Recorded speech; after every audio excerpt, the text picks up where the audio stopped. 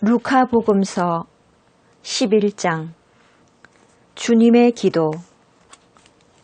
예수님께서 어떤 곳에서 기도하고 계셨다. 그분께서 기도를 마치시자 제자들 가운데 어떤 사람이 주님, 요한이 자기 제자들에게 가르쳐 준 것처럼 저희에게도 기도하는 것을 가르쳐 주십시오 하고 말하였다. 예수님께서 그들에게 이르셨다. 너희는 기도할 때 이렇게 하여라. 아버지, 아버지의 이름을 거룩히 드러내시며 아버지의 나라가 오게 하소서.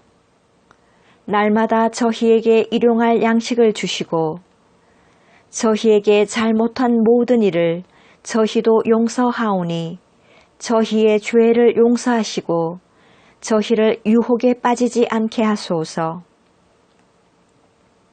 끊임없이 간청하여라. 예수님께서 다시 그들에게 이르셨다. 너희 가운데 누가 벗이 있는데 한밤중에 그 벗을 찾아가 이렇게 말하였다고 하자. 여보게, 빵 3개만 구워주게. 내 벗이 길을 가다가 나에게 들렀는데 내놓을 것이 없네. 그러면 그 사람이 안에서 나를 괴롭히지 말게 벌써 문을 닫아 걸고 아이들과 함께 잠자리에 들었네. 그러니 지금 일어나서 건네줄 수가 없네 하고 대답할 것이다. 내가 너희에게 말한다. 그 사람이 벗이라는 이유 때문에 일어나서 빵을 주지는 않는다 하더라도 그가 줄곧 졸라대면 마침내 일어나서 그에게 필요한 만큼 다 줄 것이다.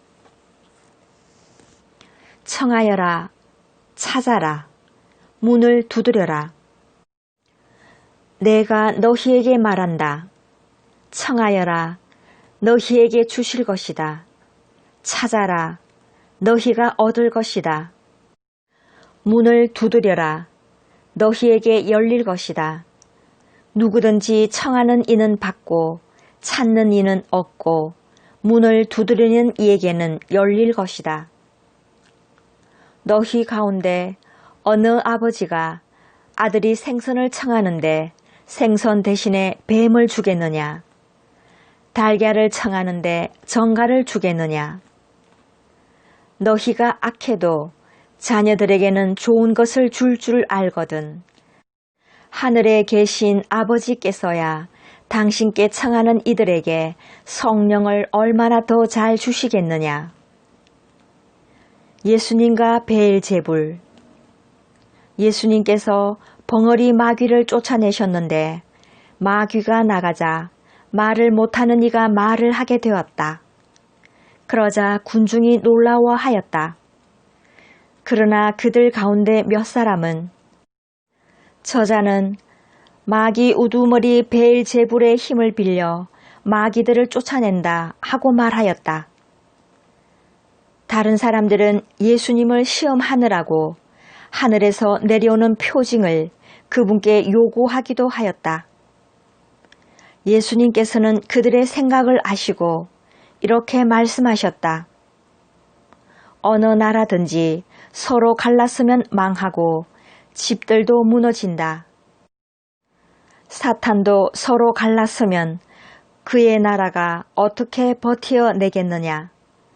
그런데도 너희는 내가 베엘제불의 힘을 빌려 마귀들을 쫓아낸다고 말한다. 내가 만일 베엘제불의 힘을 빌려 마귀들을 쫓아낸다면 너희의 아들들은 누구의 힘을 빌려 마귀들을 쫓아낸다는 말이냐. 그러니 바로 그들이 너희의 재판관이 될 것이다. 그러나 내가 하느님의 손가락으로 마귀들을 쫓아내는 것이면 하느님의 나라가 이미 너희에게 와 있는 것이다. 힘센 자가 완전히 무장하고 자기 저택을 지키면 그의 재산은 안전하다. 그러나 더 힘센 자가 덤벼들어 그를 이기면 그 자는 그가 의지하던 무장을 빼앗고 저희끼리 전리품을 나눈다. 내 편에 서지 않는 자는 나를 반대하는 자고 나와 함께 모아들이지 않는 자는 흩어버리는 자다. 되돌아오는 악령. 더러운 영이 사람에게서 나가면 쉴 데를 찾아 물 없는 곳을 돌아다니지만 찾지 못한다. 그때에 그는 내가 나온 집으로 돌아가야지 하고 말한다. 그러고는 가서 그 집이 말끔히 치워지고 정돈되어 있는 것을 보게 된다. 그러면 다시 나와 자기보다 더 악한 영 7을 데리고 그 집에 들어가 자리를 잡는다. 그리하여 그 사람의 끝이 처음보다 더 나빠진다. 참 행복. 예수님께서 이 말씀을 하고 계실 때에 군중 속에서 어떤 여자가 목소리를 높여 선생님을 배웠던 모태와 선생님께 젖을 먹인 가슴은 행복합니다 하고 예수님께 말하였다. 그러자 예수님께서 이르셨다. 하느님의 말씀을 듣고 지키는 이들이 오히려 행복하다. 요나의 표징. 군중이 점점 더 모여들자 예수님께서 말씀하기 시작하셨다. 이 세대는 악한 세대다. 이 세대가 표징을 요구하지만 요나 예언자의 표징 밖에는 어떠한 표징도 받지 못할 것이다. 요나가 니네베 사람들에게 표징이 된 것처럼 사람의 아들도 이 세대 사람들에게 그러할 것이다. 심판 때에 남방 여왕이 이 세대 사람들과 함께 되살아나 이 세대 사람들을 단죄할 것이다. 그 여왕이 솔로몬의 지혜를 들으려고 땅 끝에서 왔기 때문이다. 그러나 보라, 솔로몬보다 더 큰 이가 여기에 있다. 심판 때에 니네베 사람들이 이 세대와 함께 다시 살아나 이 세대를 단죄할 것이다. 그들이 요나의 설교를 듣고 회개하였기 때문이다. 그러나 보라, 요나보다 더 큰 이가 여기에 있다. 눈은 몸의 등불. 아무도 등불을 켜서 숨겨두거나 함지 속에 놓지 않는다. 등경 위에 놓아 들어오는 이들이 빛을 보게 된다. 내 눈은 내 몸의 등불이다.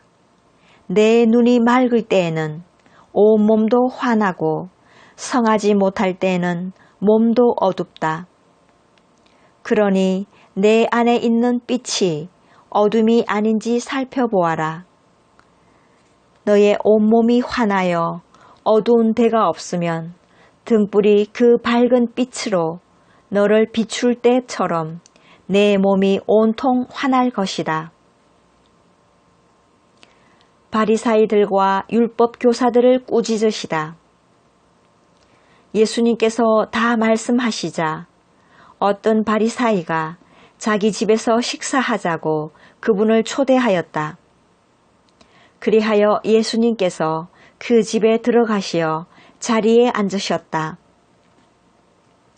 그런데 그 바리사이는 예수님께서 식사 전에 먼저 손을 씻지 않으시는 것을 보고 놀랐다. 그러자 주님께서 그에게 이르셨다. 정녕 너희 바리사이들은 장과 접시의 겉은 깨끗이 하지만 너희의 속은 탐욕과 사악으로 가득하다. 어리석은 자들아, 겉을 만드신 분께서 속도 만들지 않으셨느냐? 속에 담긴 것으로 자선을 베풀어라. 그러면 모든 것이 깨끗해질 것이다. 불행하여라, 너희 바리사이들아. 너희가 박하와 운향과 모든 채소는 11조를 내면서 의로움과 하느님 사랑은 아랑곳하지 않기 때문이다. 그러한 11조도 소홀히 해서는 안 되지만 바로 이러한 것들을 실천해야 한다. 불행하여라. 너희 바리사이들아. 너희가 회당에서는 윗자리를 좋아하고 장터에서는 인사받기를 좋아하기 때문이다. 너희는 불행하여라. 너희가 드러나지 않는 무덤과 같기 때문이다. 사람들이 그 위를 밟고 지나면서도 무덤인 줄을 알지 못한다. 율법 교사 가운데 어떤 사람이 예수님께 스승님, 그렇게 말씀하시면 저희까지 모욕하시는 것입니다. 하고 말하였다. 그러자 예수님께서 이르셨다. 너희 율법 교사들도 불행하여라. 너희가 힘겨운 짐을 사람들에게 지워놓고 너희 자신들은 그 짐에 손가락 하나 대려고 하지 않기 때문이다. 너희는 불행하여라.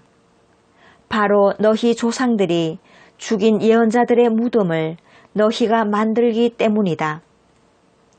이렇게 너희 조상들은 예언자들을 죽이고 너희는 그들의 무덤을 만들고 있으니 조상들이 저지른 소행을 너희가 증언하고 또 동조하는 것이다.